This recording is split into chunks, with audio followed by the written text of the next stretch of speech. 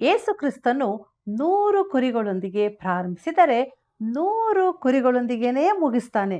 ನಮ್ಮ ಹಾಗೆ ಅಂತೂ ಅಲ್ಲವೇ ಅಲ್ಲ.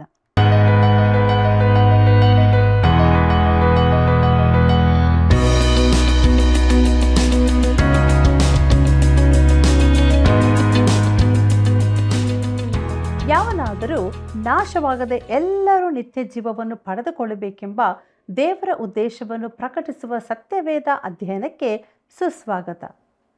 ದೇವರು ನಮ್ಮ ಕಡೆ ಇದ್ದರೆ ಆತನೆದುರಿಗೆ ನಮ್ಮ ಮೇಲೆ ದೂರ ತರಲು ಯಾರಿಗೂ ಸಾಧ್ಯವಿಲ್ಲ. ನಮ್ಮ ಮೇಲಿನ ಆಪಾದನೆಯನ್ನು ತೆಗೆದುಹಾಕಲು ಕ್ರಿಸ್ತನು ಮಾಡಿದ ಈ ಕಾರ್ಯಗಳನ್ನು ತಿಳಿದುಕೊಳ್ಳಲು ನಮ್ಮ ಅಧ್ಯಯನವನ್ನು ಪ್ರಾರ್ಥನಾಪೂರ್ವಕವಾಗಿ ಪ್ರಾರಂಭಿಸೋಣ. ಬನ್ನಿ ಈಗ ಪ್ರಾರ್ಥನೆಯನ್ನು ಮಾಡೋಣ. ಪ್ರೀತಿಯಲ್ಲಿ ಐಶ್ವರ್ಯವುಳ್ಳಂಥ ನಮ್ಮ ತಂದೆಯಾದ ದೇವರೇ, ಪರಲೋಕದಲ್ಲೇ ನಿವಾಸ ಮಾಡಿದರೂ ಪಾಪಿಗಳಾದಂಥ ನಮ್ಮನ್ನು ನೀನು ಎಷ್ಟಾಗಿ ಪ್ರೀತಿ ಮಾಡಿದ್ದಿ. ನಮ್ಮ ಪ್ರಿಯ ವೀಕ್ಷಕರನ್ನು ನೀನು ಎಷ್ಟಾಗಿ ಪ್ರೀತಿ ಮಾಡುತ್ತಾ ಇದ್ದೀಯ, ಅದಕ್ಕಾಗಿ ಸ್ತೋತ್ರ. ಪ್ರಿಯ ಕರ್ತನೆ, ಇನ್ನೂ ಯಾರಾದರೂ ತಮ್ಮ ಹೃದಯವನ್ನು ತಮ್ಮ ಜೀವಿತವನ್ನು ನಿನಗೆ ಅರ್ಪಿಸದಿದ್ದರೆ ಈ ಕ್ಷಣ ನೀನು ಅವ್ರ ಸಂಗಡ ಮಾತನಾಡು ಕರ್ತನೆ. ನೀನು ಒಳ್ಳೆಯ ಕುರುಬನಾಗಿ ನಡೆಸುವಂಥ ದೇವರು. ಈಗ ನಿನ್ನ ವಾಕ್ಯಗಳನ್ನು ನಾವು ಧ್ಯಾನಿಸುವಾಗ ನೀನು ನಮ್ಮ ಸಂಗಡ ಮಾತನಾಡು. ಆತ್ಮಿಕ ಜೀವಿತಕ್ಕೆ ಮನ್ನವನ್ನು ಕೊಟ್ಟು ನಮ್ಮನ್ನು ನಡೆಸಬೇಕೆಂದು ಯೇಸು ಕ್ರಿಸ್ತನ ಹೆಸರಿನಲ್ಲಿ ಬೇಡಿದ್ದೇವೆ ತಂದೆಯೇ, ಆಮೇನ್. ಕರ್ತನಲ್ಲಿ ಪ್ರೀತಿಯುಳ್ಳ ಸಹೋದರ ಸಹೋದರಿಯರೇ, ನನ್ನಲ್ಲಿರುವ ಆನಂದವು ನಿಮ್ಮಲ್ಲಿಯೂ ಇರಬೇಕೆಂತಲೂ ನಿಮ್ಮ ಆನಂದವು ಪರಿಪೂರ್ಣವಾಗಬೇಕೆಂತಲೂ ಹೇಳಿದಂಥ ನಮ್ಮ ರಕ್ಷಕನಾದ ಯೇಸು ಕ್ರಿಸ್ತನ ಸುಮಧುರವಾದ ನಾಮದಲ್ಲಿ ನಿಮ್ಮೆಲ್ಲರನ್ನು ವಂದಿಸುತ್ತಾ ಇಂದಿನ ಸತ್ಯವೇದ ಅಧ್ಯಯನ ಕಾರ್ಯಕ್ರಮಕ್ಕೆ ಬಹು ಪ್ರೀತಿಯಿಂದ ಸ್ವಾಗತಿಸುತ್ತೇನೆ. ಕರ್ತನಲ್ಲಿ ಪ್ರಿಯರೇ, ದೇವರ ವಾಕ್ಯದ ಕ್ರಮಬದ್ಧವಾದ ಅಭ್ಯಾಸಕ್ಕೆ ತಾವೆಲ್ಲರೂ ಸಿದ್ಧರಾಗಿ ಬಂದಿರುವಾಗ ರೋಮಾಪುರದವರಿಗೆ ಬರೆದ ಪತ್ರಿಕೆ 8ನೇ ಅಧ್ಯಾಯ 29 ಮತ್ತು 30ನೇ ವಚನವನ್ನು ಗಮನಿಸಿರಿ. ಅಲ್ಲಿ ಹೀಗೆ ಬರೆದದೆ: ಯಾಕೆಂದರೆ ದೇವರು ತನ್ನ ಮಗನಿಗೆ ಅನೇಕ ಮಂದಿ ಸಹೋದರರಿದ್ದು ಅವರಲ್ಲಿ ಆತನೇ ಹಿರಿಯನಾಗಿರಬೇಕೆಂದು ಉದ್ದೇಶಿಸಿ ತಾನು ಯಾರನ್ನು ತನ್ನವರೆಂದು ಮೊದಲು ತಿಳುಕೊಂಡನೋ ಅವರನ್ನು ತನ್ನ ಮಗನ ಸಾರೂಪ್ಯವುಳ್ಳವರಾಗುವುದಕ್ಕೆ ಮೊದಲೇ ನೇಮಿಸಿದನು. ಮತ್ತು ಯಾರನ್ನು ಮೊದಲು ನೇಮಿಸಿದನೋ ಅವರನ್ನು ಕರೆದನು. ಯಾರನ್ನು ಕರೆದನೋ ಅವರನ್ನು ನೀತಿವಂತರೆಂದು ನಿರ್ಣಯಿಸಿದನು. ಯಾರನ್ನು ನೀತಿವಂತರೆಂದು ನಿರ್ಣಯಿಸಿದನೋ ಅವರನ್ನು ಮಹಿಮಾ ಪದವಿಗೆ ಸೇರಿಸಿದನು ಎಂಬುದಾಗಿ. ಪ್ರೀತಿಯುಳ್ಳ ದೇವಜನರೇ, ಯಾಕಂದರೆ ಎಂಬ ಪದವು 28ನೇ ವಚನದೊಂದಿಗೆ ಸೇರಿದ್ದು ಆತನು ಯಾರಾದರೂ ನಾಶವಾದದ್ದರ ಕುರಿತಾಗಿ ಮಾತಾಡದೆ ಕರೆಯಲ್ಪಟ್ಟ ಮೊದಲೇ ನೇಮಿಸಲ್ಪಟ್ಟವರ ಕುರಿತು ಮಾತನಾಡುತ್ತಿದ್ದಾನೆಂಬುದನ್ನು ಪುನಃ ನೆನಪಿಗೆ ತರುವಂಥದ್ದಾಗಿದೆ. ದೇವರ ಆಯ್ಕೆ ಎನ್ನುವಂಥದ್ದು ನಾಶವಾಗುವವರ ವಿಚಾರ ಹೇಳುವುದಿಲ್ಲ. ಅವರ ಕುರಿತಾದ ಯಾವ ಪ್ರಸ್ತಾಪವೂ ಇಲ್ಲಿ ಇಲ್ಲ. ನಾಶವಾಗುವುದಕ್ಕಾಗಿ ದೇವರ ಆಯ್ಕೆಗೊಂಡವರು ಎಂಬ ಕುರಿತಾಗಿ ಯಾರಾದರೂ ಮಾತನಾಡಿದರೆ ಅಂಥವರು ದೇವರ ವಾಕ್ಯಕ್ಕೆ ವಿರುದ್ಧವಾಗಿ ಮಾತಾಡುತ್ತಾರೆಂದು ಸ್ಪಷ್ಟವಾಗಿ ಹೇಳಬಹುದು. ಪ್ರಿಯರೇ, ದೇವರಾಯ್ಕೆ ಎಂದರೆ ದೇವರು ನಿನ್ನನ್ನು ರಕ್ಷಿಸಿದಾಗ ಆತನು ಕೊನೆಯ ತನಕ ನಿನ್ನನ್ನು ಕಾಯುತ್ತಾನೆಂದು ಅರ್ಥ. ತಾನು ಯಾರನ್ನು ತಿಳುಕೊಂಡನೋ ಅವರನ್ನು ಮೊದಲೇ ನೇಮಿಸಿದನು. ಯಾರನ್ನು ನೇಮಿಸಿದನೋ ಅವರನ್ನು ಕರೆದನು. ಯಾರನ್ನು ಕರೆದನೋ ಅವರನ್ನು ನೀತಿವಂತರೆಂದು ನಿರ್ಣಯಿಸಿದನು. ಯಾರನ್ನು ನೀತಿವಂತರೆಂದು ನಿರ್ಣಯಿಸಿದನೋ ಅವರನ್ನು ಮಹಿಮೆಪಡಿಸಿದನು ಎಂಬುದಾಗಿ ನೋಡುವಾಗ ಇದು ದೇವರ ಆಯ್ಕೆಯ ಉದ್ದೇಶವಾಗಿದೆ. ಈ ಇಡೀ ಭಾಗವು ಪರಿಶುದ್ಧತೆಯ ಕುರಿತಾಗಿ ಬರೆಯಲ್ಪಟ್ಟಿದ್ದರೂ ಪೌಲನು ಇಲ್ಲಿ ಪರಿಶುದ್ಧಪಡಿಸಲ್ಪಟ್ಟವರು ಎಂಬ ಮಾತನ್ನು ಉಪಯೋಗಿಸುವುದಿಲ್ಲ. ಯಾಕಂದರೆ ವಿಶ್ವಾಸಿಯ ಜೀವಿತದಲ್ಲಿ ಹಾಗೂ ಹೃದಯದಲ್ಲಿ ದೇವರು ಮಾಡುವ ಕಾರ್ಯವೇ ಪರಿಶುದ್ಧತೆಯಾಗಿದೆ. ಪ್ರಿಯರೇ, ಇದು ದೇವರ ನಿತ್ಯತ್ವದ ಉದ್ದೇಶವಾಗಿದೆ. ಅದರ ಅರ್ಥ ಹೀಗಿದೆ: ಕುರಿಗಳ ಶ್ರೇಷ್ಠ ಕುರುಬನೂ ಮುಖ್ಯ ಕುರುಬನೂ ಆಗಿರುವ ಕರ್ತನು ತನ್ನ 100 ಕುರಿಗಳೊಂದಿಗೆ ಪ್ರಾರಂಭಿಸುವಾಗ ಆತನು 100 ಕುರಿಗಳೊಂದಿಗೇ ಹಿಂದೆ ಬರುತ್ತಾನೆ. ಅವುಗಳಲ್ಲಿನ ಒಂದನ್ನೂ ಕಳಕೊಳ್ಳುವುದಿಲ್ಲ. ಕರ್ತನು ಈ ಕುರಿತಾಗಿ ಹೇಳಿದ ಸಾಮ್ಯವನ್ನು ನೀವು ನೆನಪಿಗೆ ತಂದುಕೊಳ್ಳಬಹುದು. ಲೂಕನು ಬರೆದ ಸುವಾರ್ತೆ 15ನೇ ಅಧ್ಯಾಯದಲ್ಲಿ ನಾವು ಅದನ್ನು ನೋಡುತ್ತೇವೆ. ಕರ್ತನಾದ ಯೇಸುವನ್ನು ಸೂಚಿಸುವ ಒಬ್ಬ ಒಳ್ಳೆಯ ಕುರುಬನು ಅವನ ಕುರಿಗಳಲ್ಲಿನ ಒಂದು ಚಿಕ್ಕ ಕುರಿ ದಾರಿ ತಪ್ಪಿ ದೂರ ಹೋಯಿತು. ಕುರುಬನು ಹೋದರೆ ಹೋಗಲಿ, ನನ್ನ ಬಳಿ 99 ಕುರಿಗಳಿದ್ದವಲ್ಲ ಎಂದು ಆ ಕುರುಬನು ಹೇಳಿದನು. ಪ್ರಿಯರೇ, ಶೇಕಡಾವಾರು ನೋಡಿದಾಗ ಆ ಸಂಖ್ಯೆ ಉತ್ತಮವೇ ಆಗಿತ್ತು. ಆದರೆ ಆ ಕುರುಬನು ಎಲ್ಲರಂತಲ್ಲ, 99ರಲ್ಲಿ ಅವನಿಗೆ ತೃಪ್ತಿಯಾಗಲಿಲ್ಲ. ಆತನು 100 ಕುರಿಗಳನ್ನು ನೀತಿ ನಿರ್ಣಯ ಮಾಡಿರುವುದಾದರೆ 100ನೇ ಮಹಿಮಾ ಪದವಿಗೆ ಸೇರಿಸಬೇಕಿತ್ತು. ದೇವರ ಆಯ್ಕೆಯ ಬೋಧನೆಯ ಪ್ರಕಾರ ದೇವರು ಆರಿಸಿದ 100 ಮಂದಿಯೊಂದಿಗೇ ಕುರುಬನು ಹಿಂದೆ ಬರಬೇಕು. ಇದು ಭಯಹುಟ್ಟಿಸುವ ಬೋಧನೆಯಲ್ಲ ಪ್ರಿಯರೇ, ಅದ್ಭುತವಾದ ಬೋಧನೆಯಾಗಿದೆ. ನೀನು ಕ್ರಿಸ್ತನನ್ನು ನಂಬಿರುವುದಾದರೆ ನೀನು ಕೂಡ ಅಲ್ಲಿರುತ್ತಿ. ನಾವು ವಾಸಿಸುವ ಈ ಅನಿಶ್ಚಿತ ದಿನಗಳಲ್ಲಿ ನಮಗೆ ಆದರಣೆ ಕೊಡುವ ವಿಚಾರವಾಗಿದೆ. ಮುಂದಕ್ಕೆ ನಾವು ನೋಡೋಣ. ರೋಮಾಪುರದವರಿಗೆ ಬರೆದ ಪತ್ರಿಕೆ 8ನೇ ಅಧ್ಯಾಯ 31ನೇ ವಚನವನ್ನು. ಅಲ್ಲಿ ಹೀಗೆ ಬರೆದದೆ, ಹಾಗಾದರೆ ಈ ವಿಷಯಗಳಲ್ಲಿ ನಾವು ಏನು ಹೇಳೋಣ? ದೇವರು ನಮ್ಮ ಕಡೆಯಿದ್ದರೆ ನಮ್ಮನ್ನು ಎದುರಿಸುವವರು ಯಾರು ಎಂಬುದಾಗಿ. ಕರ್ತನಲ್ಲಿ ಪ್ರಿಯರೇ, ಈ ವಿಷಯಗಳಲ್ಲಿ ನಾವು ಏನು ಹೇಳೋಣ ಎಂಬುದಾಗಿ ನೋಡುವಾಗ ಪ್ರಿಯರೇ, ನನ್ನ ಉತ್ತರ ನಾನೇನು ಹೇಳಲಿ? ಇದು ಅದ್ಭುತವಾದದ್ದು, ನಾನೇನು ಅದಕ್ಕೆ ಸೇರಿಸಲು ಸಾಧ್ಯವಿಲ್ಲ ಎಂಬುದೇ. ಪ್ರಿಯರೇ, ನಮ್ಮನ್ನು ಎದುರಿಸುವವರು ಯಾರು? ದೇವರು ನಮ್ಮ ಕಡೆಗೆ ಇದ್ದಾನೆ. ಆತನೆದುರಿನಲ್ಲಿ ನಮ್ಮ ಮೇಲೆ ದೂರು ತರಲು ಯಾರಿಗೂ ಸಾಧ್ಯವಿಲ್ಲ. ರೋಮಾಪುರದವರಿಗೆ ಬರೆದ ಪತ್ರಿಕೆ 8ನೇ ಅಧ್ಯಾಯ 32ನೇ ವಚನವನ್ನು ಗಮನಿಸಿರಿ. ಅಲ್ಲಿ ಹೀಗೆ ನೋಡುತ್ತೇವೆ, ಸ್ವಂತ ಮಗನನ್ನು ಉಳಿಸಿಕೊಳ್ಳದೆ ಆತನನ್ನು ನಮ್ಮೆಲ್ಲರಿಗೋಸ್ಕರ ಒಪ್ಪಿಸಿಕೊಟ್ಟನಲ್ಲ, ಮಗನನ್ನು ಕೊಟ್ಟ ಮೇಲೆ ಸಮಸ್ತವನ್ನು ನಮಗೆ ದಯಪಾಲಿಸದೇ ಇರುವನೇ ಎಂಬುದಾಗಿ. ಪ್ರೀತಿಯುಳ್ಳ ಸಹೋದರ ಸಹೋದರಿಯರೇ, ಇದು ಎಷ್ಟು ಅದ್ಭುತವಾದದ್ದು! ಆತನು ತನ್ನ ಸ್ವಂತ ಮಗನನ್ನೇ ಉಳಿಸಿಕೊಳ್ಳಲಿಲ್ಲ.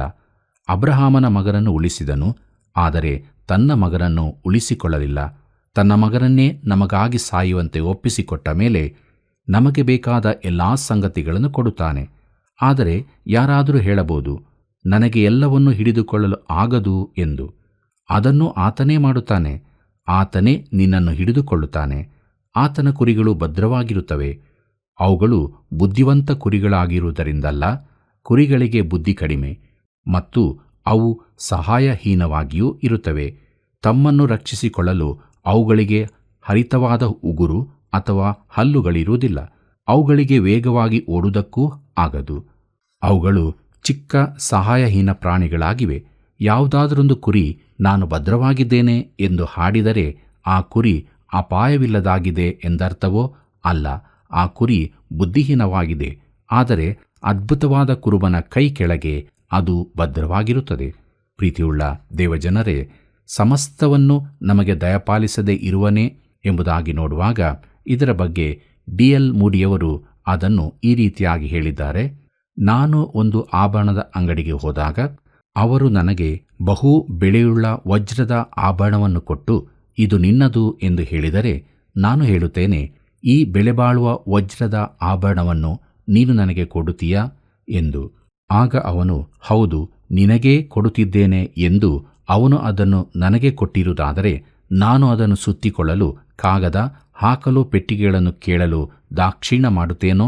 ಹಾಗೆಯೇ ದೇವರು ತನ್ನ ಮಗನನ್ನು ನಿನಗಾಗಿ ಸಾಯುವುದಕ್ಕೆ ಒಪ್ಪಿಸಿದ ಮೇಲೆ ನಿನಗೆ ಈ ಲೋಕದಲ್ಲೂ ಮುಂದಣ ಲೋಕದಲ್ಲೂ ಬೇಕಾದೆಲ್ಲವನ್ನೂ ಆತನು ಕೊಡುವನೆಂದು ನಿನಗೆ ತಿಳಿಯದೋ? ಪ್ರೀತಿಯುಳ್ಳ ದೇವಜನರೇ, ರೋಮಾಪುರದವರಿಗೆ ಬರೆದ ಪತ್ರಿಕೆ 8ನೇ ಅಧ್ಯಾಯ 33 ಮತ್ತು 34ನೇ ವಚನವನ್ನು ಗಮನಿಸಿರಿ. ಅಲ್ಲಿ ನಾವು ಹೀಗೆ ನೋಡುತ್ತೇವೆ, ದೇವರು ಆದುಕೊಂಡವರ ಮೇಲೆ ಯಾರು ತಪ್ಪು ಹೊರಿಸಾರು? ದೇವರೇ ನಿಮ್ಮನ್ನು ನೀತಿವಂತರೆಂದು ನಿರ್ಣಯಿಸುವನಾಗಿದ್ದಾನೆ. ಅಪರಾಧಿಗಳೆಂದು ನಿರ್ಣಯಿಸುವರು ಯಾರು? ಕ್ರಿಸ್ತ ಯೇಸು ಮರಣವನ್ನು ಹೊಂದಿದ್ದಲ್ಲದೆ ಜೀವಿತನಾಗಿ ಎದ್ದು ದೇವರ ಬಲಗಡೆಯಲ್ಲಿದ್ದು ನಮಗೋಸ್ಕರ ಬೇಡುವನಾಗಿದ್ದಾನೆ ಎಂಬುದಾಗಿ.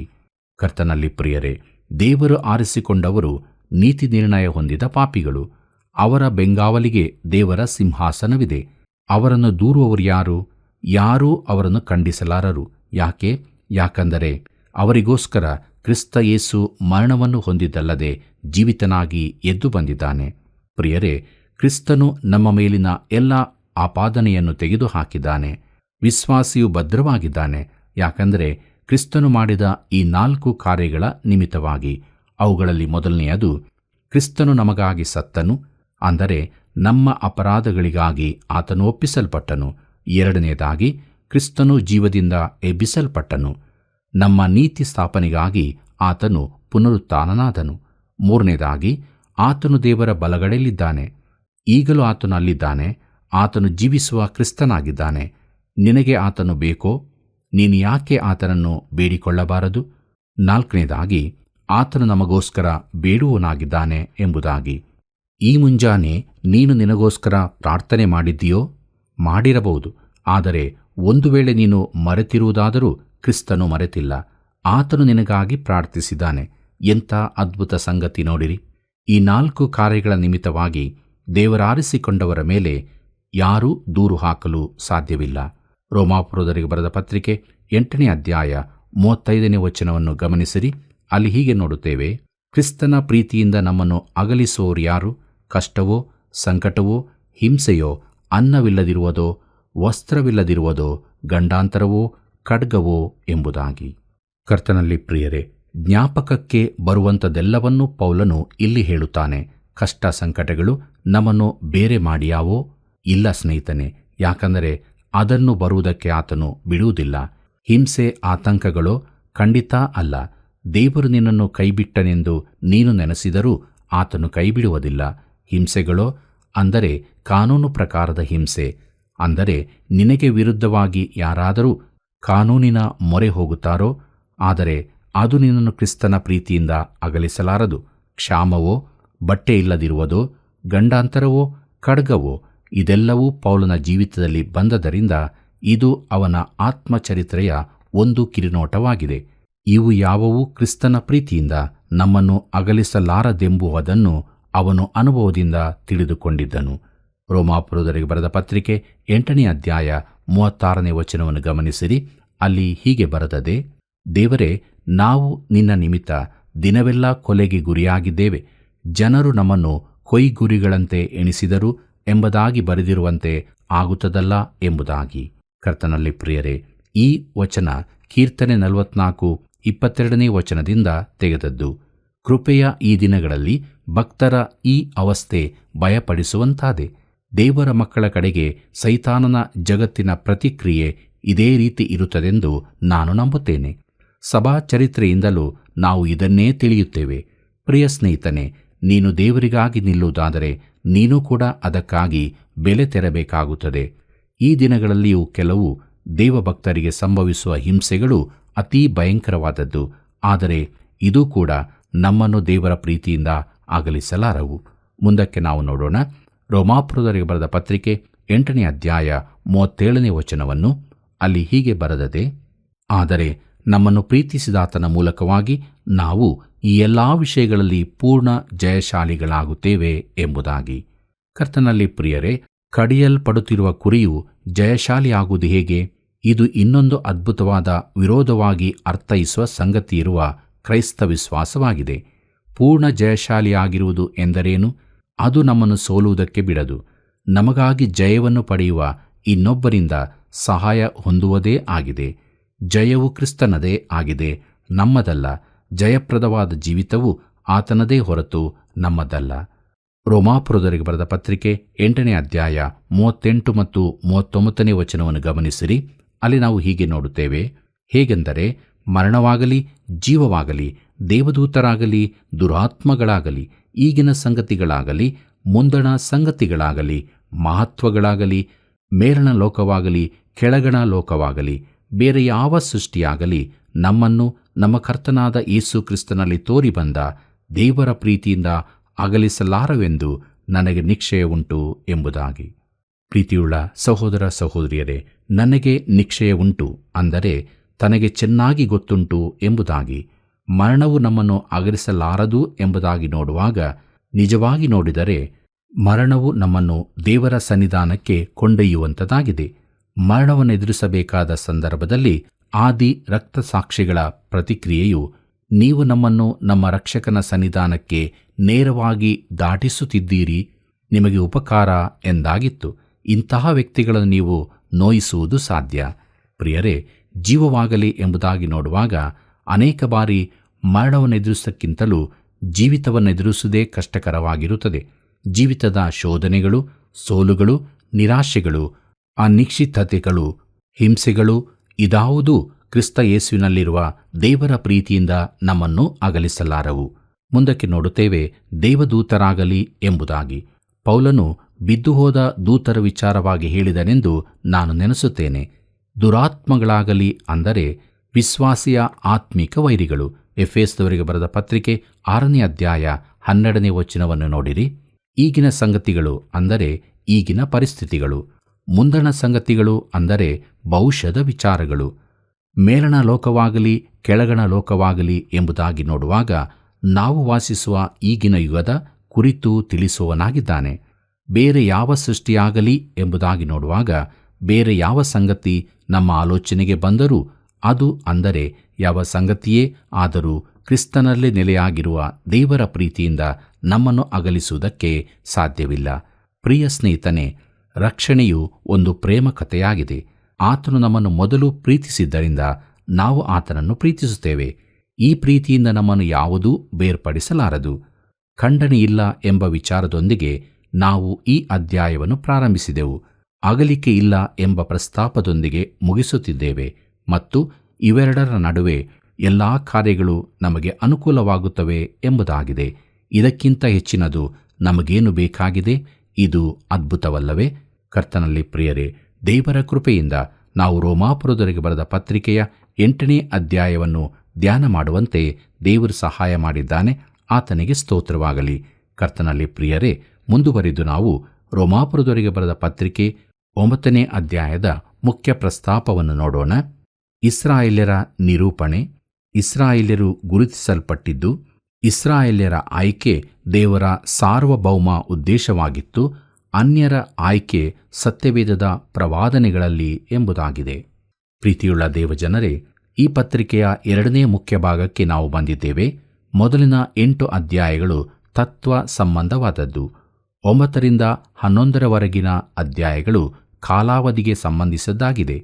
12ರಿಂದ 16ನೇ ಅಧ್ಯಾಯದವರೆಗೆ ಕರ್ತವ್ಯದ ಕುರಿತಾದದ್ದು. ಮೊದಲಿನ 8 ಅಧ್ಯಾಯಗಳಲ್ಲಿ ನಂಬಿಕೆಗೆ ಒತ್ತು ಕೊಡಲಾಗಿದೆ. 9ರಿಂದ 11ನೇ ಅಧ್ಯಾಯದವರೆಗೆ ನಿರೀಕ್ಷೆಗೆ ಒತ್ತು, 12ರಿಂದ 16ನೇ ಅಧ್ಯಾಯದವರೆಗೆ ಪ್ರೀತಿಗೆ ಒತ್ತು ಕೊಡಲ್ಪಟ್ಟಿದೆ. ಪ್ರಿಯರೇ, ರೋಮಾಪುರದವರಿಗೆ ಬರೆದ ಪತ್ರಿಕೆಯನ್ನು ಇನ್ನೊಂದು ರೀತಿಯಾಗಿ ವಿಭಾಗಿಸಬಹುದು. ಮೊದಲಿನ ಭಾಗವು ರಕ್ಷಣೆಯ ಕುರಿತಾಗಿ ಇದೆ, 2ನೇ ಭಾಗವು ಪ್ರತ್ಯೇಕಿಸುವುದರ ಕುರಿತಾಗಿಯೂ ಇದೆ ಮತ್ತು 3ನೇ ಭಾಗವು ಸೇವೆಯ ಕುರಿತಾಗಿಯೂ ಇದೆ. ಕರ್ತನಲ್ಲಿ ಪ್ರೀತಿಯುಳ್ಳ ಸಹೋದರ ಸಹೋದರಿಯರೇ, ಪೌಲನು ಮೊದಲ ಭಾಗವಾದ 8 ಅಧ್ಯಾಯಗಳಲ್ಲಿ ರಕ್ಷಣೆಯ ಕುರಿತಾಗಿ ಸವಿಸ್ತಾರವಾಗಿ ವಿವರಿಸಿದ್ದಾನೆ. ಯಾಕೆಂದರೆ ಇಡೀ ಮಾನವ ಜನಾಂಗವೇ ನಾಶನ ಪಾತ್ರವಾಗಿದೆ. ರೋಮಾಪುರದವರೆಗೆ ಬರೆದ ಪತ್ರಿಕೆ 3ನೇ ಅಧ್ಯಾಯ 23ನೇ ವಚನದಲ್ಲಿ ಇದನ್ನು ನಾವು ಕಂಡುಕೊಳ್ಳುತ್ತೇವೆ. ಎಲ್ಲರೂ ಪಾಪ ಮಾಡಿ ದೇವರ ಮಹಿಮೆಯನ್ನು ಹೊಂದದೇ ಹೋಗಿದ್ದಾರೆ. ದೇವರು ರಕ್ಷಣೆಯನ್ನು ಎಲ್ಲರಿಗೂ ಕೊಡಮಾಡಿದ್ದು ಒಂದೇ ಆಧಾರದಲ್ಲಿ, ಕರ್ತನಾದ ಯೇಸುವಿನ ಮೇಲೆ ಇಡುವ ನಂಬಿಕೆಯಿಂದಲೇ. ಈಗ ಪೌಲನು 2ನೇ ದೊಡ್ಡ ಭಾಗವನ್ನು ವಿವರಿಸತೊಡಗುತ್ತಾನೆ. ಈ ಭಾಗವು ಅನುಬಂಧ ಎಂಬುದಾಗಿ ಹೇಳಿ ಅನೇಕರು ಇದನ್ನು ಬದಿಗಿರಿಸುತ್ತಾರೆ. ಇನ್ನು ಕೆಲವರು ಇದು ನಡವನ ಪ್ರಸ್ತಾಪವಾಗಿದ್ದು ನಿಜವಾಗಿ ಮುಖ್ಯವಾದದ್ದಲ್ಲ ಎಂದು ಹೇಳುತ್ತಾರೆ. ಆದರೆ ಇದು ಸಮಂಜಸವಾದದ್ದು ಮಾತ್ರವಲ್ಲದೆ ಈ ಪತ್ರಿಕೆಯ ವಾದ ಸರಣಿಗೆ ಅತಿ ಮುಖ್ಯವಾದದ್ದೂ ಆಗಿರುತ್ತದೆ. ಪ್ರಿಯರೇ, 8ನೇ ಹಾಗೂ 12ನೇ ಅಧ್ಯಾಯಗಳನ್ನು ಬೋಗಿಗಳಂತೆ ಜೋಡಿಸುವುದರಲ್ಲಿ ಅರ್ಥವಿದೆ. ಆದರೆ ಈ ಪತ್ರಿಕೆಯನ್ನು ಬರೆಯುವುದರಲ್ಲಿ ಪೌಲನ ಉದ್ದೇಶ ಅದಾಗಿರಲಿಲ್ಲ. ಅದು ಒಂದು ಸಾಮಾನ್ಯನ ಬೋಗಿಯಾಗಿರದೆ ಹರಿಯುವ ಕಾಲುವೆಯಾಗಿದೆ.